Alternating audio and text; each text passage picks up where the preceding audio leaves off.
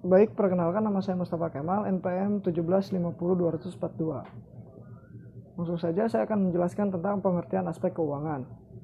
Keuangan dalam bahasa Inggris artinya adalah finance, yang dimana mempelajari bagaimana individu, bisnis, dan organisasi meningkatkan, mengalokasikan, dan menggunakan sumber daya moneter sejalan dengan waktu, dan juga menghitung risiko dalam menjalankan proyek mereka. Pengertian dari aspek keuangan sendiri itu adalah aspek yang digunakan untuk menilai keuangan secara keseluruhan. Aspek ini memberikan gambaran yang berkaitan dengan keuntungan perusahaan, sehingga merupakan salah satu aspek yang sangat penting untuk diteliti kelayakannya. Lalu selanjutnya ada kebutuhan dana dan sumber dana. Ada kebutuhan dana untuk aktiva tetap dan modal kerja. Aktiva adalah segala kekayaan yang dimiliki oleh suatu badan usaha. Kekayaan tersebut dapat berupa hak atau benda yang dikuasai dan telah diperoleh perusahaan dari kegiatan atau transaksi di masa lalu. Aktiva harus bisa diukur dengan satuan mata uang. Itu berarti aktiva merupakan sumber daya yang dapat dipakai untuk menjalankan berbagai kegiatan seperti operasional, pembiayaan, ataupun investasi. Aktiva tetap dibedakan atas aktiva tetap berwujud dan aktiva tetap tidak berwujud. Adapun kebutuhan dana untuk aktiva tetap, yang pertama untuk kebutuhan dana aktiva tetap berwujud. Aktiva tetap berwujud merupakan suatu aset yang dimiliki suatu badan usaha yang masa pemakaiannya lebih dari 1 tahun, bukan untuk dijual dan dipakai untuk operasional lainnya. Adapun yang pertama adalah tanah dan pengembangan lokasi. Biaya ini termasuk harga tanah, biaya pendaftaran, pembersihan, penyiapan tanah, pembuatan jalan ke jalan terdekat, pemagaran, dan sebagainya. Lalu yang kedua, bangunan dan perlengkapan. Ini termasuk bangunan untuk pabrik, bangunan untuk administrasi, gudang untuk pembangkit tenaga, pos-pos keamanan, jasa-jasa arsitektur, dan lain sebagainya. Lalu yang ketiga, ada pabrik dan mesin-mesin. Ini merupakan komponen terbesar dari investasi, termasuk di dalamnya adalah biaya pembangunan pabrik, harga mesin, biaya pemasangan, biaya pengangkutan, suku cadang, dan lain sebagainya. Lalu yang terakhir ada aktiva tetap lainnya. Ini termasuk perlengkapan angkatan dan materialis handling.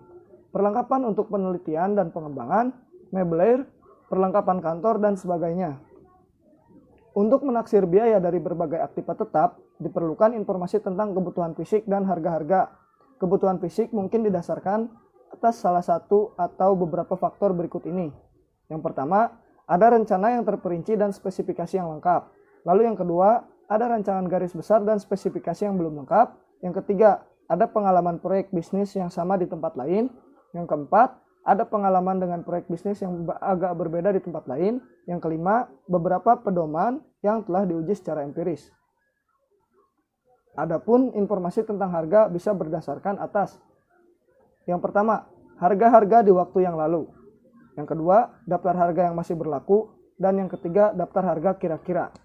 Lalu, ada aktiva tetap tidak berwujud. Aktiva tetap tidak berwujud ialah suatu hak istimewa milik perusahaan yang memiliki nilai, tetapi tidak memiliki wujud atau fisik. Adapun biaya yang harus dikeluarkan perusahaan dalam aktiva tetap tidak berwujud yaitu yang pertama, hak cipta, yaitu hak tunggal yang diperoleh oleh seseorang atau badan pemerintah akibat adanya hasil karya.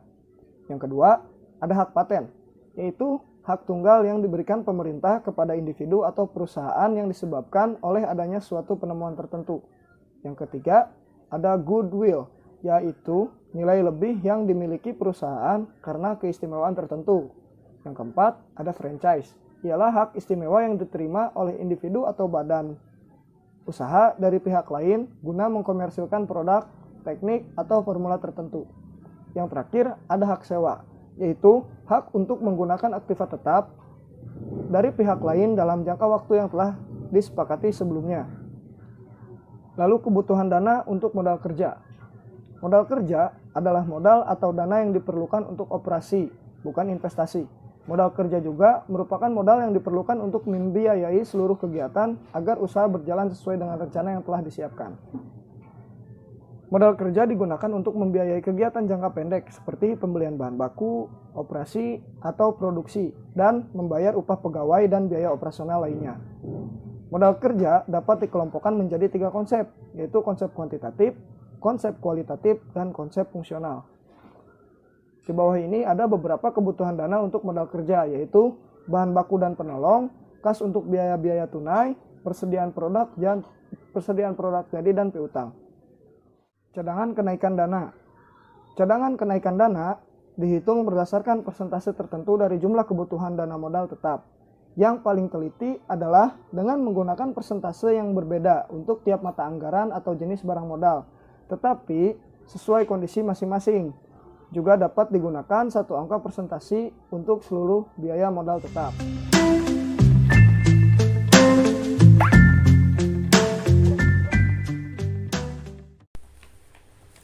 Assalamualaikum warahmatullahi wabarakatuh. Di sini saya Samai Sekarsari 17502017. Di sini saya akan menjelaskan tentang sumber dana dan cash flow. Akan kegiatan investasi, maka biasanya diperlukan dana yang cukup relatif besar. Nah, peroleh dana dapat dicari sebagai sumber dana, yaitu dana sendiri ataupun dana pinjaman. Nah, modal asing ataupun dana pinjaman adalah modal yang diperoleh dari pihak luar perusahaan, contohnya yang bersifat meminjam dari bank, terus asuransi, lembaga keuangan lainnya, terus leasing. Yang ketiga itu ada pinjaman dari suatu perusahaan yang non bank. Nah, kalau modal sendiri itu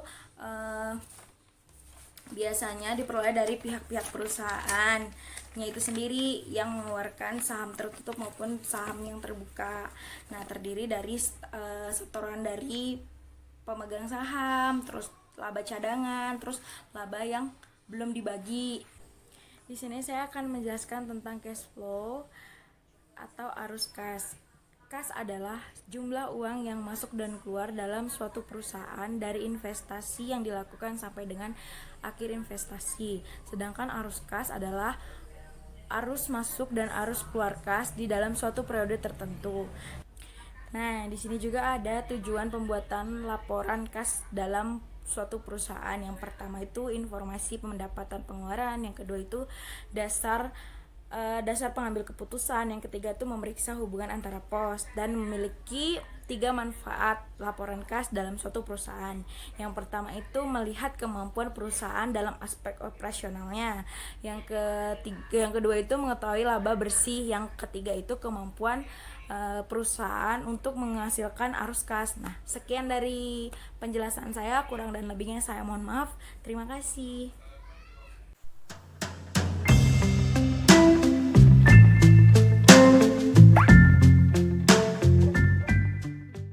Assalamualaikum warahmatullahi wabarakatuh. Perkenalkan, nama saya Yusef Saiful Ajhar, NPM 1750289. Di sini saya akan menjelaskan tentang komponen cash flow. Komponen cash flow adalah laporan arus kas atau cash flow terdiri dari rincian pemasukan dan pengeluaran kas perusahaan berdasarkan harian, mingguan, dan dalam rentang waktu tertentu. Laporan ini memuat investasi tunai, pendapatan tunai, hingga jumlah kas. Komponen cash flow dibagi menjadi 3 bagian. Yang pertama, arus kas dari kegiatan bisnis atau operating activity. Contohnya termasuk pendapatan penjualan, beban produksi, gaji pegawai, beban pemasaran, dan beban umum dan administrasi. Yang kedua, arus kas dari kegiatan investasi atau investing activity.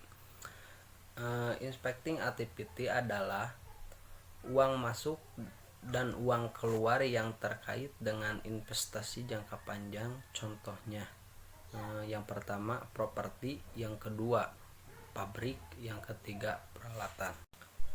Yang ketiga, arus kas dari kegiatan pendanaan atau financing activity. Arus kas dari kegiatan pendanaan merupakan arus kas yang berasal dari kegiatan pendanaan pada suatu perusahaan. Contohnya, 1. Emisi saham, kedua pelunasan kredit dari bank, yang ketiga penjualan obligasi, yang keempat pembayaran dividen.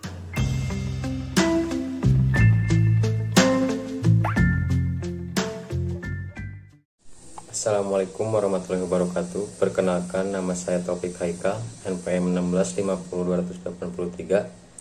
Di sini saya akan sedikit menjelaskan tentang apa itu menaksir cash flow dan juga analisa cash flow. Dilihat dari pengertiannya, Analisa cash flow berfungsi untuk melihat alur uang masuk dan keluar dari suatu perusahaan. Laporan ini akan bermanfaat untuk melihat seberapa sehat kondisi keuangan perusahaan tersebut. Lalu dalam melakukan analisa arus kas, ada dua hal yang paling penting yang harus kita teliti. Yang pertama, arus kas bersih haruslah cenderung positif setiap tahunnya. Yang kedua, arus kas operasional haruslah cenderung positif setiap tahunnya. Yang pertama, arus kas bersih.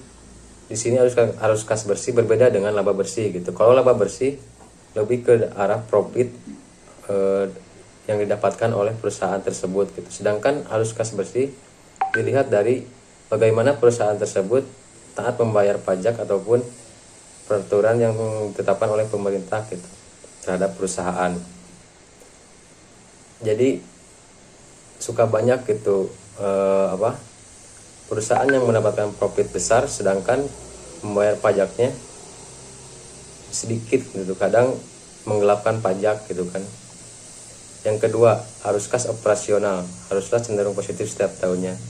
Arus kas operasional di sini dilihat dari bagaimana perusahaan tersebut mendapatkan pemasukan lebih banyak gitu daripada pengeluaran gitu. Kalau misalkan perusahaan tersebut lebih banyak pengeluaran daripada pemasukan, berarti arus kas operasionalnya cenderung ke arah yang negatif gitu, bukan positif gitu. Jadi kesimpulannya analisa arus kas ini sangat penting gitu ya dilakukan terhadap perusahaan, karena kita banyak banget gitu perusahaan di kita yang melakukan manipulasi tentang laporan keuangannya gitu. Jadi kita sebagai orang-orang ataupun mahasiswa yang berkuliah di pendidikan ekonomi, ada akuntansinya juga gitu, kita bisa tahulah gitu perusahaan-perusahaan yang melakukan kecurangan ataupun manipulasi laporan keuangannya gitu. Mungkin segitu saja dari saya. Terima kasih atas perhatiannya. Mohon maaf bila banyak kekurangan. Wabillahi taufiq wal hidayah. Wassalamualaikum warahmatullahi wabarakatuh.